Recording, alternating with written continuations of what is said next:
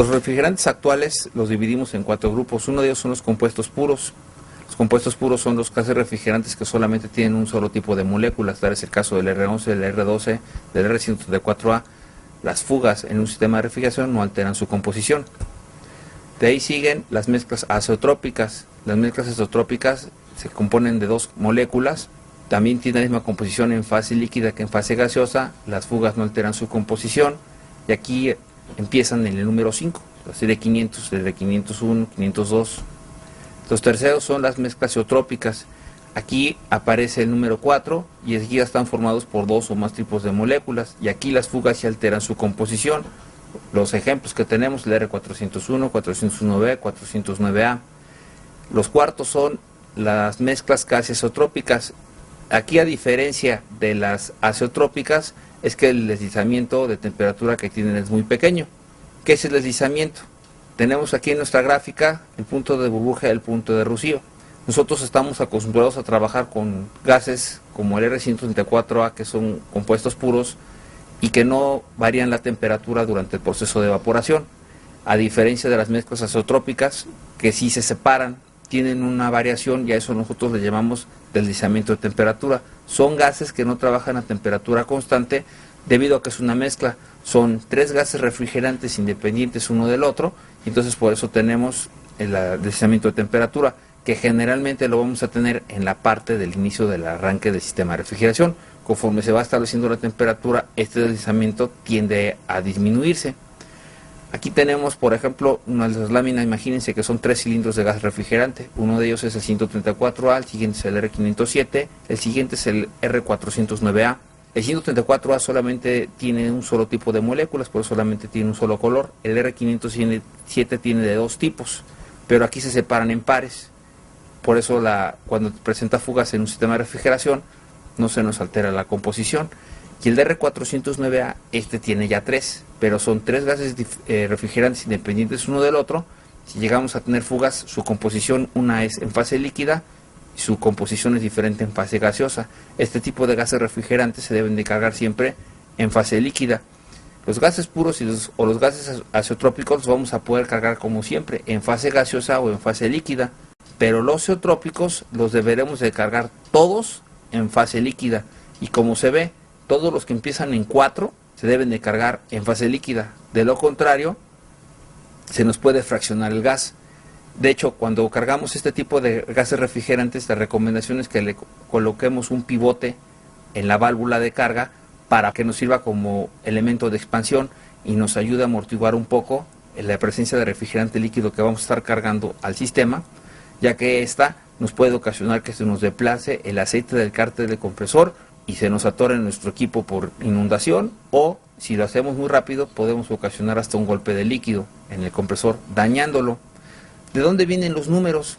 Fíjense, las letras mayúsculas que empiecen ustedes a observar en los gases refrigerantes nos van a denotar una mezcla, y en cambio la letra minúscula nos va a decir que es un gas puro y además pertenece a la familia de los isómeros. La serie 400, estamos en presencia de una mezcla azeotrópica, la deberemos de cargar en fase líquida. La serie 500 se puede cargar en fase gaseosa o en fase líquida, como el caso del 502. ¿De dónde vienen esos números? De ASHRAE. ASHRAE asigna los números a los gases refrigerantes bajo el estándar 34. De ahí se van tomando todos los números en base a las características de los gases. ¿Qué significan los números? El primer dígito a la derecha pues nos dice cuántos átomos de flúor tiene el gas refrigerante, y los demás nos van a decir cuántos átomos de hidrógeno, cuántos átomos de carbono tienen cada compuesto. La serie de los triple ceros están los metanos. La serie 100 se llaman etanos, es el 134A. La serie 400 se les llaman zeótropos, y ahí son los gases de la serie 400, como el 401A, 401B. La serie 500, ahí ya tenemos a los azeótropos, que ya son, como por ejemplo, el R507 o el R502, esos empiezan en 5, y estos los podemos cargar como si fuera un compuesto puro, fase gaseosa o fase líquida. Esa tabla que está aquí es la tabla del estándar 34. Como ustedes observarán, los gases refrigerantes con los que nosotros trabajamos tradicionalmente pertenecen a la clasificación A1, que son los que tienen la menor toxicidad y la menor inflamabilidad. Y por ejemplo, los nuevos gases, los hidrocarbonos, que son los que pertenecen al grupo A3, que son los que tienen más flamabilidad y un poquito más de toxicidad. Los sustitutos del R12, en esta lámina podemos observar 4. El R134A es el que es libre de cloro. Los otros tres tienen cloro en sus componentes y además los deberemos de cargar en fase líquida. El 401A y el 401B se lubrican con aceite aquilbenceno, 409A se lubrica con aceite mineral o con aceite aquilbenceno, y el 134A lo deberemos lubricar con aceite poliéster.